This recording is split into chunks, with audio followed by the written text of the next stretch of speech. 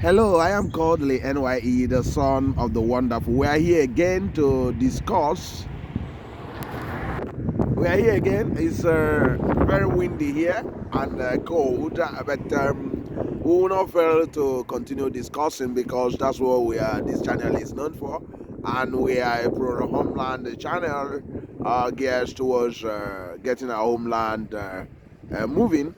And we were going to be discussing on the impact of the government of Anambra State, led by Professor Charles Soludo, and what people have been saying. And it happened that one of them is something that we're going to be discussing in this episode of street blogging. I do believe you have missed our street blogging over time because we have not been able to because of a lot of schedules and business on our own part. We don't actually do this alone. We have other things we do, so that's why.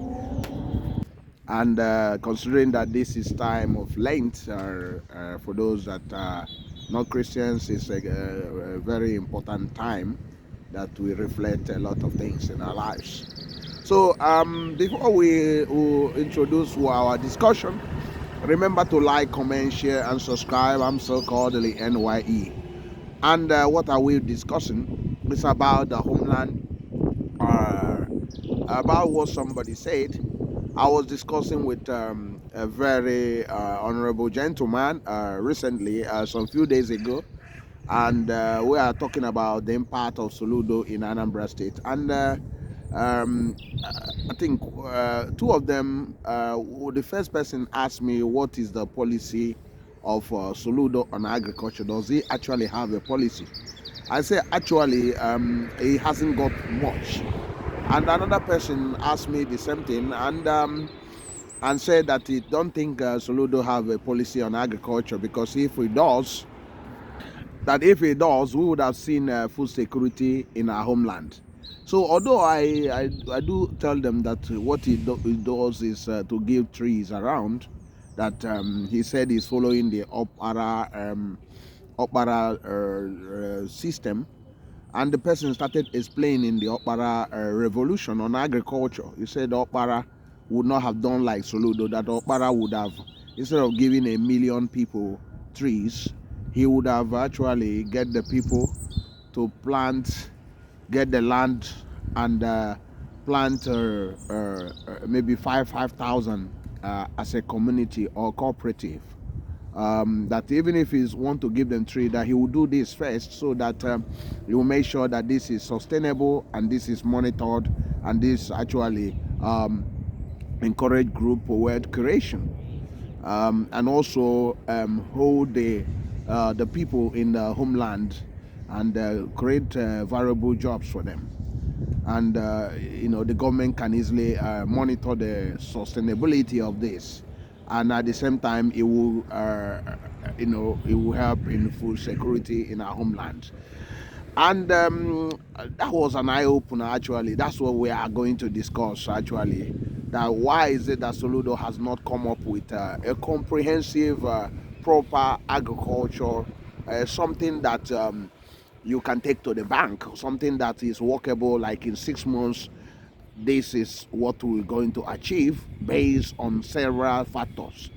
Because if you look at our homeland, we solely depend on at least 70% of the food that we eat actually is coming outside our homeland, or even our region. That the 70% of the food is coming out from outside Anambra, or around 50% is coming outside the Igbo land, and that's not good. And when you think about our people have been emigrating and complaining about lack of jobs, that food security would have been something that the government would have a plan, a comprehensive plan, which we also have discussed in this channel. Those as watch us over time, over a year or 2 years ago, what can be done, that in 6 months you'll be sufficient in, let's say, tomato. You can actually create millions of tons of tomato in the state. You can be sufficient in okra. You can be sufficient in yam, producing billions of yams. You can be sufficient in all those things, and this can happen within 1 year only. So you don't need to wait for 3 years and the hunger and all that things happening. You can also be sufficient in many of these things, even in animal husbandry, whereby communities, cooperative will get involved. And what are we talking about? We're now introducing this to Soludo to look again on food sustainability and food security in the homeland. Because the key to industrialization of our homeland is also being sufficient in food production. Because people fail to recognize that the easiest way to create an industry or productive economy is through agriculture. Any other thing involve other technology that you might not have available to you. But once you can produce enough food, basically there is production going on and there is wealth creation along. Think about a family of 5 that has something like horticulture. If they have a horticulture which they put in something like half a plot of land, and that horticulture, let's call it pumpkin leaves, which popularly called in Nigeria ugu. If they would have invested on that, what will happen is that horticulture would be providing food to them, providing the enough vegetable and also creating some resources, money for them. And this will also help to solve needs of that 5 members of that family and also their neighbors. So this is one key example. But I know that sometimes the advisors might not have advised us Soludo government properly. But if you can also help us to share this video, Soludo might come about these things, and we need the homeland to succeed, and we need him to succeed.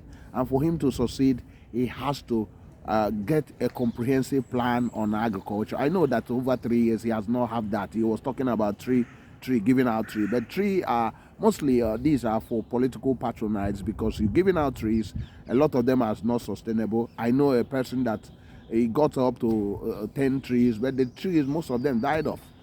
So you can't say you'll be counting them in number, because there's no way you can monitor all those things unless you have a group effort, and group and community based effort will be better, and or cooperative, that will be better, because this will create group wealth. Even if you are doing it in peri passu with sharing trees to individual people, that will be far better than what he's doing at the moment. Sometime last year he started after people, there's a criticism that there's weaknesses on food security. He started talking about this coming year that you make sure that every land is cultivated and blah blah blah. But you can see this is helter-skelter plans and all those things that are not comprehensively talked about, because these are not well thought out plans. So for instance, if you would have even used the kibbutz system from the Israeli nation, or the Dutch revolution, or the one they are doing in Kenya, in Africa here, or even in Egypt, you can see that food production is not a rocket science, that Anambra State can actually produce more than it needs, and even be able to export some of those foods to neighboring country. People say that Anambra hasn't got land, but the land in Anambra State, if well managed, can actually produce enough food. Let me give you an example. In Nkwele area, Nkwele can actually, if that place is planned very well, instead of giving it out to housing development only, if it's also planned that like how you used to have farm settlement in Nkwere, agric area and all those things. If we can actually plan it, you can have places that we have, set apart for agriculture and proper either animal husbandry and other things. In Okpoko, I know the regeneration of Okpoko is ongoing, and kudos to Gov.Soludo for remembering that area. But that area also can be a place that you can create aquatic production. What I mean by aquatic production, fish production. You can build something like between 500 to 1,000 ponds that can create massive jobs there. You can also use some of those dump sites and all those areas to create something like greenhouses that will produce quantums of vegetables that will be sustainable for that community and create local jobs. This can, change a lot of narrative in that area. That's how economies are developed. So I don't know what you think about it. Do you think we are wrong what we are saying? Do you actually know the policy of Gov.Soludo on food production and food security? If you do know, tell us. But at the moment, we have not seen anything because there is no impact at the moment. There is nothing. And these are, we are talking about trying to chase hunger out of the whole land. And how to do that is basically having a comprehensive plan that within 6 months you start seeing the impact immediately, or within a year. From 6 months, the lowest is 6 months. After 6 months, you're supposed to be harvesting vegetable, harvesting potatoes, harvesting tomatoes, so many things, beans and all those things. These are workable plans. I do believe that some of you will help us in this regard, in this crusade, because we are Pro Homeland Channel. We are Pro Homeland Channel geared towards pushing our homeland to be one of the best, or even the best, if it's possible. And this is what we have set ourselves out to do, and this is what we are here to do. We are not lamb dancers to politicians, because politicians will come and go, but our homeland remains. And what we want is for the good of our homeland, and food security and production is number one objective, because an hungry man is an angry man. So I don't know what you think, but whatever you think, go to the comment section, share what your mind tells you. Remember to drop a sweet comment, and remember to like, comment, and share and subscribe. I am so Kodili-nye, the son of the wonderful. Have a wonderful time wherever you are, and may God continue to bless you. See you in the next one, and have a wonderful time. Bye.